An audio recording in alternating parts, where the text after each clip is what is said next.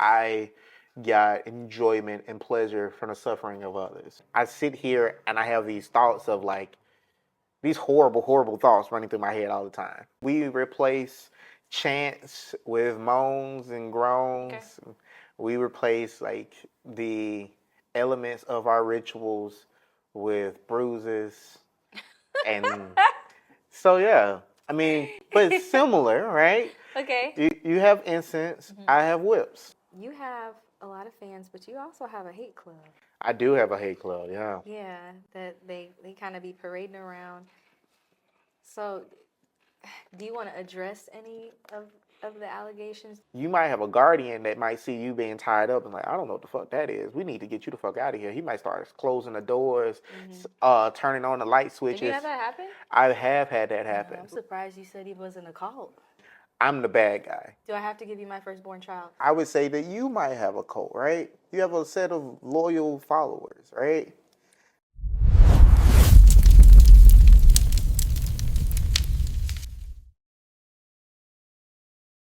Hey, I'm Crystal Parks, and this is The Spicy Hustle, and today I have Master Craig, and I'm shaking in my boots because he don't play.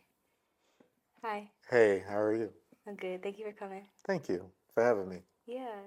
So, how many people are in your cult? It's odd. It's a very, we have very loose definitions of what is in and what is out. But on the inner circle, it's only like 3 or 4. Okay. Outside, it gets a little bit looser, but your access is determined by your level of devotion. Oh, so, I'm surprised you said he was in a cult. You leaning in? You finally giving in? A cult is just a group with a certain set of beliefs. So is that the textbook? That's the textbook. Okay. Why do people make documentaries, like Netflix documentaries on them? You would have to ask those folks, but I would hazard to say that a cult or any external group is always going to be demonized by the group that is outside of that, the larger group. So I would say that you might have a cult, right? You have a set of loyal followers, right? People outside of you might see the things that the people are willing to do as a part of their thing, and they assign their value system to that, whereas they believe that everyone should hold their values. Mm-hmm. However, obviously, we all have our own value system. Right. Their values align with what it is that your group does, just like my group values align with what it is that I do. And what are your values for your group? Indulgence. Indulgence? Yeah. In what? Debauchery. Interesting. Hedonism. Okay. Truly just being yourself and unapologetically so. Okay. In cults, I feel like one of the main factors is the leader thinks he's some kind of god. I'm the opposite of that. I am just Craig. But I know we've talked before, and do you think that we all kind of have a godlike sense or, part to us? Or do you just completely won't even play around with that?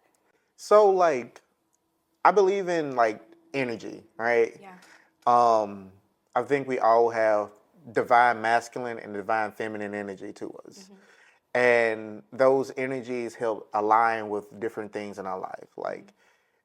Your wisdom usually comes from your divine masculine. So if you run into situations over and over again and you start to recognize that pattern, well... So wait, the masculine side got to be the smart side, the wisdom? Yep, masculine is the wisdom. I don't think that. But, your divine feminine might be your understanding. Okay. Right? You can have a lot of wisdom and have no understanding. Mm-hmm. You can understand, you can know that it'll happen. So that's why I feel like it's very important to balance the two. Your divine masculine and divine feminine. And in that way, we're all gods and goddesses. Okay. And so your clique right now is Yeah. small. What do you envision it to be? Like, what's like your ultimate goal with that? Like, do you want to keep it tight knit or? Yeah, so I want to like grow out. I want to grow to the level of devotion that is available, right? Mm-hmm. So basically, um, the requirements that I hold for people in my inner circle are tight. They're heavy. Tell me. Um, well, Do I have to give you my firstborn child? She's 15, so be careful. no, I don't require that. I Okay. just require you to be true to yourself and know yourself to the degree. But how do you gauge something like that? It's really easy because one of the things that I found is when I started all of this practice is that so many of us are truly disconnected from who we are. Right? We are so caught up in being a good girl that Yeah. or a good guy or alpha or whatever these labels are Right. that we lose ourselves in the mix. Mm-hmm. So yeah, when I say know who you are, I'm saying outside of labels, outside of mask, outside of judgments and criticisms, who are you? What are your values? What are your needs? Mm. When you are able to come to a space like mine with that information, then we can begin the work. If you had to answer that question for yourself, who would you say that you are? Mm. So I am a sadist. Mm-hmm. I am charismatic. Mm-hmm. I am ambitious. I'm also gentle and a healer. You are. Um, I can be mean. I can be a tyrant. But in the same way, I can be nurturing. So I'm a duality. I'm a walking duality. Mm-hmm. Just as much as I embrace the dark side of myself, Mm-hmm. I balance that equally with the light. And I think you do it very gracefully. Oh, thank you. You do. So, little backstory. Y'all, he tied my ass up and threw me in the trunk. No, I'm just kidding. He tied me up. I did. He tied me how many times now? Maybe 4 or 5 at I this think point. about Yeah. that. And the first tie is not what I expected. So I expected, first of all, the rope was soft. That's one of the main things I was like, I was expecting it to be like one of those rough things, I expected everything to be really rough, Yeah. like really hard on the body. Let me ask you why did you think I that? don't know. I just feel like when you think of being handcuffed, like in a sexual atmosphere, it doesn't really feel good. Like it hurts. Mm-hmm. So I'm thinking about restraint and also like a freedom seeker. So Yeah. being restrained already is kind of like gives me a mental and emotional ick. Mm-hmm. So I guess coming into it, I already had in my mind that it's gonna be rough. Yeah. It's gonna be I don't know. That's just what I had in my mind. Yeah. You used hemp rope I on me. did. Yeah. It was so soft, y'all. It was amazing. Aside from that, it was an experience. It was an energetic experience. It was a mental experience, a physical. Yeah, I told him what did I tell you? I told you my groins or my hips You were took sore or They were something. sore. They were locked up. That you couldn't move with them in the way that you wanted to. And you were like, "Is that something that you can help with this?" And I'm like, "Absolutely." And he did, yeah. And he absolutely did. So, like, I told him I had just gotten into a few car accidents. And one thing that I also really like about Craig is he asks you what your intentions are, what your headspace is. Very professional when it comes to making sure consent and that communication is there. His little sheet be long. My His questionnaire is long. It's strong, but it's there for safety and it's there for connection. I think you do that really well. Thank you. Yeah, and I think more people need to give you your flowers on it. But the tie with him was, like I said, an experience. And by the time I was done, I felt loose. Like the places where I was sore, I was like, how the hell did he tie me up like a pretzel? And then I feel like I just did yoga, So there were so many different layers to it that I didn't really expect. And I don't remember what my intention was. I think I was in the, I just did shrooms. Yeah, I do recall. I don't remember what it was. It wasn't devotion. It was It wasn't devotion. It was like surrender, right? it was like surrender. Surrendering. Because you were like, I don't get many opportunities to just be we're out of control and all of these different things. And so that's what we offered. We put you in a position where you were out of control, but we also honored that with beauty, with grace, with elegance. So yeah. So it was completely opposite of what I was expecting. One of these days, hopefully y'all get to see the photos. Yeah. And the videos. And the videos. I'm gonna put it up on the other side of the internet, you know. Oh, okay. There's gonna be up on The other side. Got you. On the other side of the internet. But is that something that you hear a lot? Like when people come to you that they're not expecting that, or is it known? Are you known for that, and do people come to you for that? So I'm known as like I said, I'm pretty open and transparent. I'm the bad guy. Like, and I say that in such a way so that people understand that, hey, I have wicked desires, wicked whims, right? And I am not ashamed of that. This is a safe space for you to explore those spaces for you yourself as well, right? I offer a space for you to find and seek solace in that probably repressed side of yourself. Right. So when I tie other people, they come to me for a variety of reasons. Oftentimes, many of them haven't heard of rope in the way that I've done it, Right. or the sacred practice of rope as well. And when I explain to them, oh, this is a spiritual thing, they're like, huh, how is that? How is that? Yeah. So I say it's a spiritual practice because spiritual practice is anything that you do really intentionally, where things have meaning outside and beyond the physical representation of what we're doing with our hands and our bodies, right? Yes, I tied you up, right? But also I set you free. Yeah. Right? There was a symbolic meaning behind the type of tie that we did, right? There was a symbolic meaning with the type of rope that we used, right? There was a symbolic meaning to the positions that you held in that position and throughout the experience, to even like the act of going through that extensive negotiation list, right? Where we talk and we say, hey, tell me what you desire. And you have to be transparent about it. Yeah. You have to be honest about it. Yeah. Because you're sitting across from somebody who you know, if you say the wrong thing, he will do something. He gonna give you what you want, baby. He gonna give you exactly what you want. So like, that's like a really deep, fulfilling experience. You don't. Oftentimes we do stuff because we're supposed to. Yeah. Because we should. Here, that supposed to and should walks right out the door. If you do stuff because you're supposed to, you're like, oh, I should do, like a torturous tie because I expect to be in pain. Right. I'm going to give you a torturous tie. Right.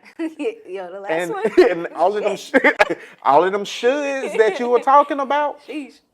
you're going to be like, man, who said I should do this? Right. I might want to like spend more time feeling beautiful, maybe spend more time feeling sensual, more time feeling erotic. So yeah. So I feel like because even me, I had a stigma, and I'm more not in the community like you in it, but I'm more in the community. So for the vanilla world of people, like, have you had those type of clients? And what's usually their story? Like, what's that person that usually comes to you? What are they looking for? So the vast majority of my clients are like professionals. Okay. They're doctors, they're CEOs, they're lawyers, they are psychiatrists. Oh, wow. They come because they are seeking release from the expectations of control, release from the expectations of duty. If you are a mother and you've been a mother and you have to wake up at 4 o'clock in the morning, and from the moment you get out of the bed to the moment you lay back down, you have been responsible for something. Yeah. No thing on this planet is meant to go 24/7 without rest. Right. I offer you a place of rest with this practice. I also get, the occasional people who are just interested and they're just like, I don't know, like maybe I want to try something new for my birthday. And they quickly find out that this is not really the place to come and be unsure. Yeah. This is a place where you should do your research. Yeah. I do my best to help walk people through these processes, and I also try to gauge from where I sit what people can be ready for. But no one is perfect at that. Like, you really have to be responsible for the steps that you walk. But I definitely noticed that you're very tuned in to the people. Like, even watching you, Ty, like, I think I remember it was like that party or something. And I think like there was like some girl that was like kind of moving a certain way, and like you saw something and then you adjusted right away. You know, like you're very intentional and you're very tuned into people's bodies and anticipating what they might need type thing. And you absolutely have to be. First, when you're tying somebody up, you're extremely close to them, not only physically, but also emotionally. Like your feelings I'm in your feeling wave, your feeling fields. So like, if you're feeling tense and emotional, I can feel it. If you're feeling anxious about something, I can feel it. If you're feeling sad or angry or upset, I can feel all of those things. But also, like, as people start to get into rope and start to lower their guards, I am closer to something even deeper than that. I can feel like, oh, wow, these things in you are being expressed in this way. Right? Here are some needs that you have that you're not addressing. And this is why rope is a deeply connective experience. But also, you have to show up to rope being fully present. Yeah. Not it makes you be present, because I'm like, breathe, girl, just breathe. Just breathe, right? Yeah. And yeah, you have to be present, and you have to show up with everything. You can't show halfway up. You can't sit there and think to yourself, oh, after I finish this rope scene, I'm about to go home and I'm gonna do this and I'm gonna do that. I like that about it though, because you know, my mind just be like yes, like. And at a certain point, you just it's quiet. Well, for me, yeah, it's quiet. Yeah. And that is the beauty of it, because at some point, right, regardless of who you are, if you truly submit to the process, you have to go with the flow. Not just like just do whatever is what's happening to you, but literally the flow of reality, the flow of consciousness. You just kind of let yourself go and just float down the river. Yeah. And just kind of be here now. Yeah. Right. It turns into like a meditation, because for me it did, because of all the deep breathing I had to do. You had to be in tune with your body, especially you know. Yeah, it was a lot. But I want to get into the wicked side of you, because you said you were the wicked, you a bad man. Yeah, I can be. You can be? I can very much be. What is the most wicked scene that like wicked? We might have to beep out. I want some beep out shit. Let's see.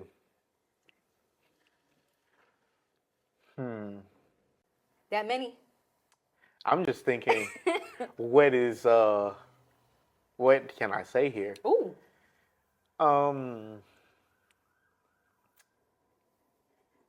I mean, so we obviously do our moon rituals where we all dress skyclad and we... Skyclad? Yeah. So... Is that another word for naked? Yeah, exactly. Okay. You're clad in sky. Okay. Right? Yeah. So you dress sky... I'm going to call my space that. What is it called? Skyclad. I should call it that. You got to be naked there. I wish I could. But yeah, so We dress sky clad. We have a huge dinner. We set up a giant fire. We kind of rummage, frolic, and just kind of unleash that primal side of ourselves. It's And so culty. It's giving culty. it's, I think of it as, what is a word? Culty. You can call it. You can I call it love to that. mess with you. I'm Yeah. honestly, anytime you say something loud, yeah, it's getting kind of culty in here. But so because I do some moon rituals too, but usually like to release, purge type stuff. Do you guys Same. do it all intentionally, like that with each Exactly. other? Exact same thing. Mm-hmm.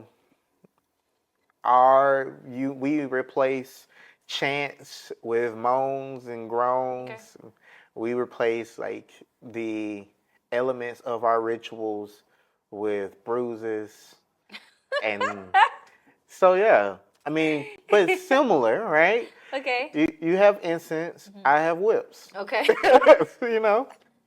Did you bring any? I brought rope. I always bring rope. Oh. Okay. We might have to talk about that. Okay. Is that it? Yeah, okay, all right. Yeah. A little cute something. A little cute A song? little cute. Okay. Okay, so I actually want to go back a little bit. When did you start being a sadist? Like, what did you like wake up one day like, yeah? No. Was it because in the foot fetish world, I know it's kind of not the same. Like people who I've met, they're like, oh, I've known since I was a young man. Yeah, if you listen to Freud, he'll tell you about the foot fetish. Yeah. But yeah, no, I knew I was kind of a sadist at a very young age.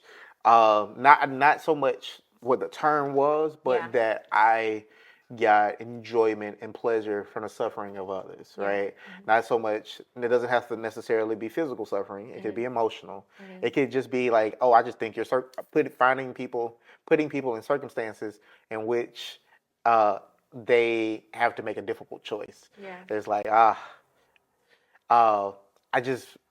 found that deeply fulfilling on multiple levels for me. And what I learned was I couldn't indulge in that, and I always kind of felt a bit evil for it, right? Mm-hmm. Just because it's just like, oh man, I sit here and I have these thoughts of like these horrible thoughts running through my head all the time. Mm-hmm. So, and then sometimes I would act on those things, mm-hmm. and people would be hurt and things like that, and it was all unconsensual. But then I found Kink. Mm-hmm. And Kink started this journey of self-discovery, mm-hmm. where I started to like look at these darker aspects of myself, mm-hmm. and I'm like, how can I accept this? Mm-hmm. How can I give myself radical acceptance for this, mm-hmm. right? Not only just accept it, but love that part of myself. Okay. Because that's the only way things can change, at mm-hmm. least according to my belief system. Mm-hmm. Denial, regret, mm-hmm. guilt, all of these emotions do nothing but put you in a cycle of repeating the same things. Mm-hmm. So how do I give myself radical acceptance for this? I realize that I can still engage in my sadism. I have people who look for that, who seek that type of behavior. Because just as much as there's a sadist, there's a masochist on the other side of the spectrum, right, who enjoys mm-hmm. everything that a sadist is about. Mm-hmm. And which is one of the reasons why I was saying earlier, be honest about who you are. Mm-hmm. Because as long as you hide yourself, the people who are looking for you can never find you. Mm-hmm. So, do you think that like the kink world gave you like a safe haven? Because that could have went really left, you know? And I think for some people, could it be that there's some people who like it goes super left for and do the unconsensual thing? Is that like, you think they maybe haven't even found the kink world, or maybe they like the factor that there's no consent, or like? I mean, if you look at the guy who coined the term sadist, Marcus Day Sadie, mm-hmm. he didn't believe in consent, right? Oh, I didn't know that. Oh yeah, no, he did not believe in consent at all. Damn. He wrote books about how much he didn't believe in consent, right? And it was just like, look, you got put in this situation. You know, it is what it is, Ooh, right? no. He in jail? No, did. he is dead though. He's from France from like the 1700s. Frenchman. Yeah. But yeah, Marcus de Sade, and all of his works, not very consensual. But yeah, as to what you were saying earlier, I do think that Kink saved me. Um, if it wasn't for Kink, I'd still be out here like itching to like start a fist fight in a nightclub for no reason. Just Really? because I was trying to break somebody's bones tonight. Really? All right. Those kind of urges? Yeah. Wow. Would you unalive someone? No, I don't think so. Okay. Like I have, I have. Not that you would tell me on camera. Yeah, exactly that part. But like, yeah, I wouldn't. I wouldn't do that. It wouldn't go that far. Also, dead people don't feel pain. Oh, well, that's a good way to put everything in perspective. So it's just like That doesn't interest you. Right. Right. That's we're long past the point of where I get my enjoyment. Got it. Now I just have a mess to deal with. Not you calling an alive person a mess. Yeah, I don't know what else you got to do. You do? I don't either. I ain't trying to find out. Yeah. Okay. Me neither. So you also throw parties, right? I do. Okay, yeah, like this man we talked about it one time, he be having event after event after. I'm like, how do you do so many events? Like what are the some that are on your top, like your favorite events to throw? So I truly love like ritual. Okay. And ritual can be anything, but ultimately it comes down to, hey, I have a group of people who have a specific intention to fulfill with however we decide to fulfill that. I also love book reading. Okay. Yeah. Like the poetry slam type thing? Yeah, poetry slam, Oh, but like that's dope. I probably read like some poets that maybe you might not have heard of, who are more on my side of the spectrum. Like Rayleigh is a really good example. Also, books by Marcus de Sade, or books by something La Masochism, who's the guy that masochism is named after. Venus's Furs is a good one. The Misfortune of Virtue is another really good one. Wait, so you have an event of reading books? Yeah. Since we've known each other? Because Yeah. I haven't heard that one. You don't get invited to everything. Yeah, no, I don't think I like more of yeah. Yeah. So yeah, we also throw like Kink parties. We also have like rope play parties. Yeah. We also have those ones I go to. yes. We also have like quote unquote sex parties. Okay. Swinger-esque. Quote unquote. Yeah, because it's like sex is kind of different when you view it from a spiritual lens. Yeah. And it's divorced from spirit from the physical lens, right? Okay.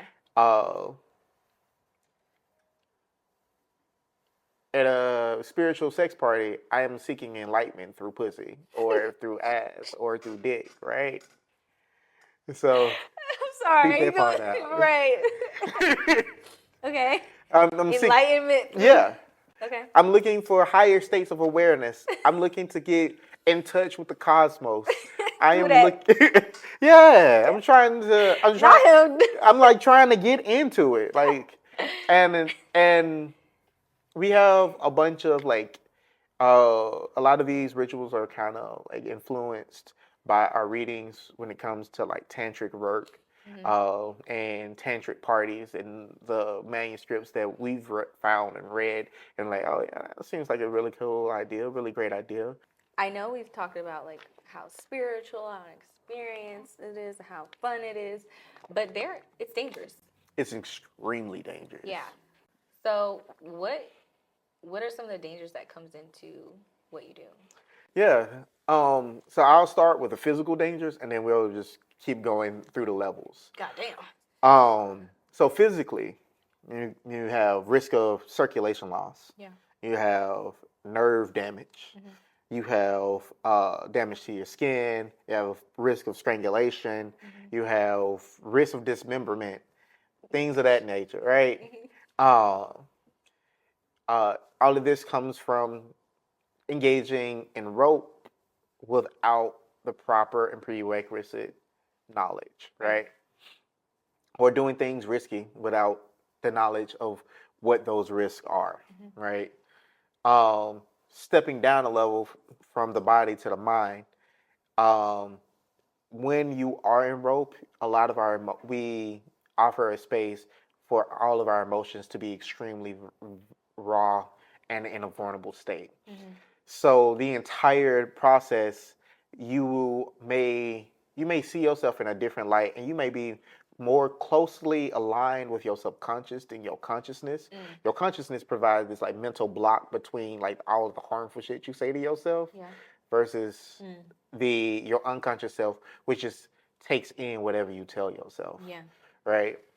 And so like we open ourselves up to such a vulnerable level, and not only that, a lot of times, because we're in these deep meditative experiences, it offers our bodies places to start to process trauma, and that can be ugly. That can be really ugly, especially if you have some things that you hadn't worked through.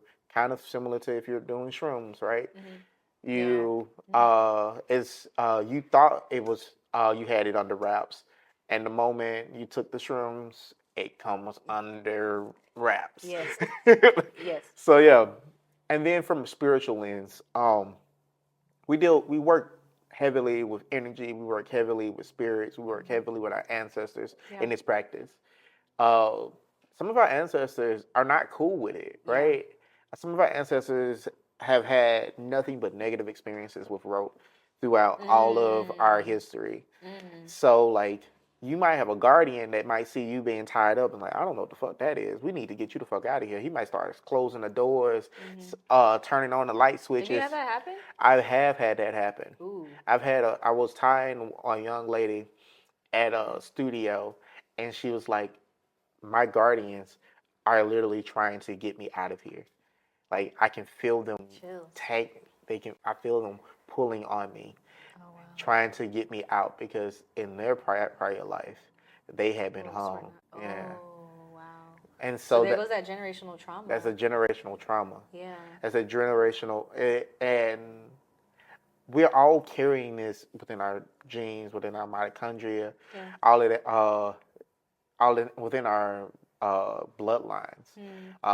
Rope has been used for the last 40,000 years, at least last 4,000 years, against black people in a very negative way. Right. It was used to pull us out of Africa. It was used to tie us in the bottom of those damn boats.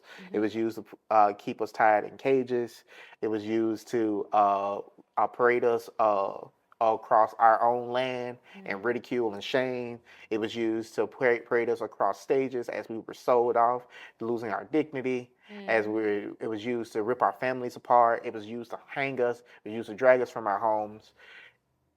You go throughout all of Black human history. You go throughout Black human history within the last 4,000 years here in America, and it's nothing but negative. Yeah. But you go back further than that. You go back to our tribes. You go back to our ancestors. You go back to the places that we have called home for a long time. Rope has been a huge part of our journey. Rope has always been a part of what we call an ascension. Rope has always been a part of what we call a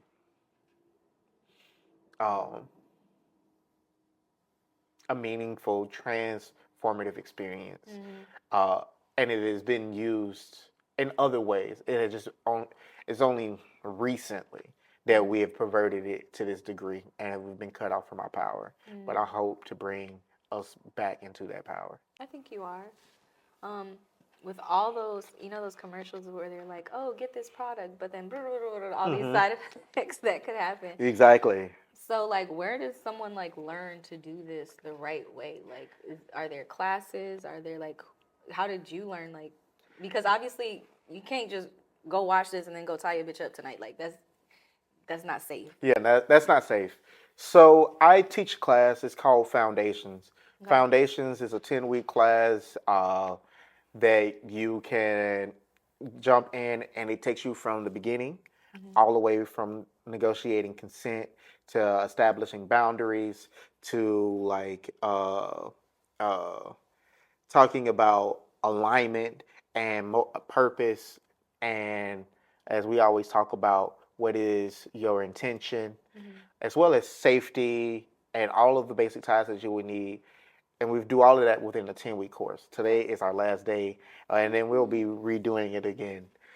So Foundations is a great way to get into this practice. The way that I learned, uh, so I learned it in a very haphazard way.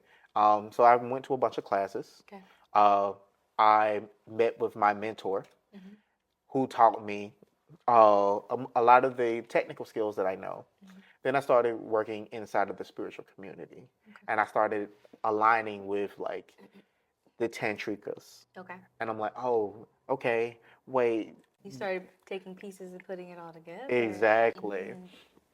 And then I started to notice as we got more and more intentional how the experience changed over time for the people, for myself now, not only myself, but also the people who were going through these experiences with me. To the point where after I started calling this a spiritual experience and started like really engaging with it on a metaphysical level. Um, what I do now looks nothing like what I did in the past, and nothing like what other people tend to do, right? I don't know. Have you been, since you've been working with me? Have you gotten tied by anyone else? One other person? How was that experience? What was the difference like? Um, we went over like consent type stuff very lightly, but it was just kind of like at one of those like open studio type ties, Rope Atlanta or Rope Artlanda. Shibari Artlanta? Yeah. And I actually went because my friend wanted to go. You actually met her. She came to the party with me. Yes, I met her. Yeah. So she was like, "Can we go?" I'm like, "Sure." I was like, "I heard about this place, and then you also need to come see Craig, because you know." So we hopped around to a few places, and she loved it. But that was my first time outside of what we. Did you feel a shift? It was different. It was kind of like going to. It was kind of different in like it seemed like a more mainstream type of vibe there. And then with you, it was like an experience, like that's the different. It wasn't bad or anything, but it was just different. Right. Yeah. And that's one of the things that I think that difference is where I like to show up, right? And that's where I kind of align myself most. And it's that I think that as much as this practice is beneficial, it can't be for everyone. Yeah. I think that as much healing that it offers, it's not there for the unready, the unwilling. And so many of these other practices try to take this mainstream approach, and you miss out on all of the power. Yeah. So how long have you been doing rope now? So I've been practicing rope in the way that I've been practicing it now for the last 3 years. Okay. And how long have you taken it? How long is it taking you to develop how you practice now? So it's a continuous practice. As I'm doing continuous development. When I first started talking about, it was 2022, 21. Yeah, somewhere in there, 21, 22. Okay. When I did my first spiritual tie, right? When I took the practice seriously and I was working on it. But prior to that, I was still tying people, but it was very much in a haphazard, like, oh, let me tie you to the bed type stuff. Yeah, that's what you think about when That's you what like, you think about, yeah, right? And that's what I thought about. Mhm. But as I like started to research it more and more and more, and I started to like, I read these great books by Lee Harrington, Mhm. which I think we've read in the past, which is called Sacred Kink, Mhm. and the eight paths of Sacred Kink.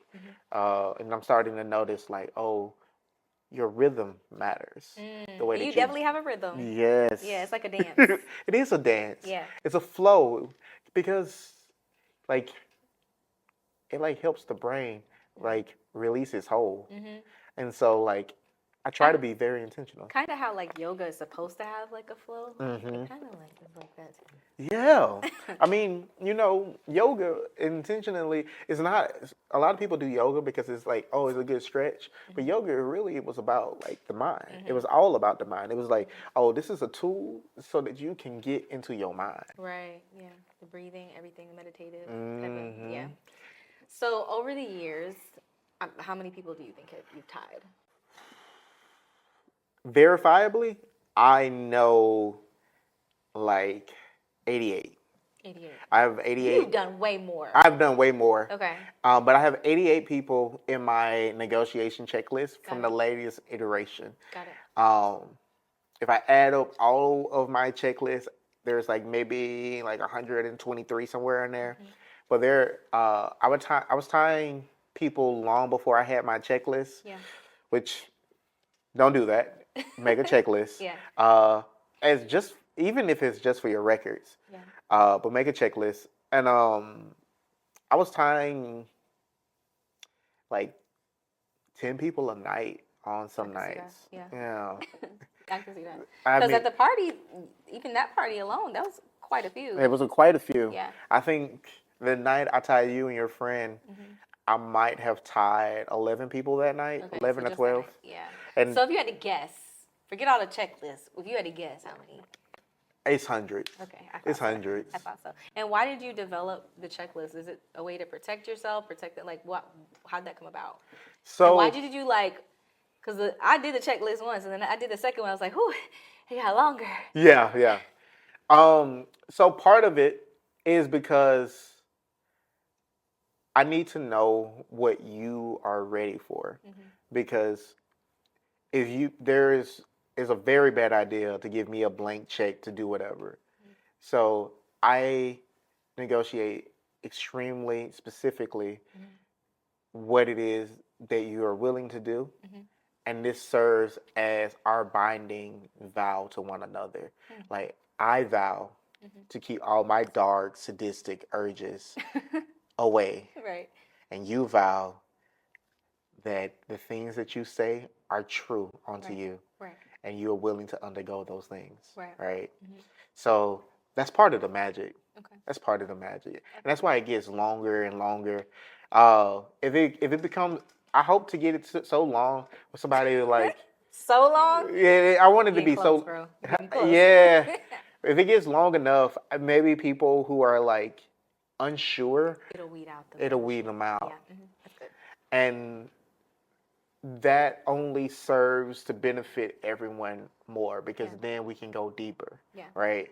As long as we are, as long as we save room for the unsure, we lose room for the sure. Yeah. All right. So, you have a lot of fans, but you also have a hate club. I do have a hate club, yeah. Yeah, that they kind of be parading around. So, do you want to address any of the allegations? Do you want to address the hate club? I know we've had a conversation about it before, about how it's kind of tough Yeah. for men right now Yeah. to kind of advocate for themselves without being accused of victim blaming or anything like that. Yeah. How have you been navigating that? And if you want to address it, what would you have to say about it? Well, so like you said, it is extremely tough, and no one ever hands out a manual for how to deal with your haters. Yeah. I kind of took it.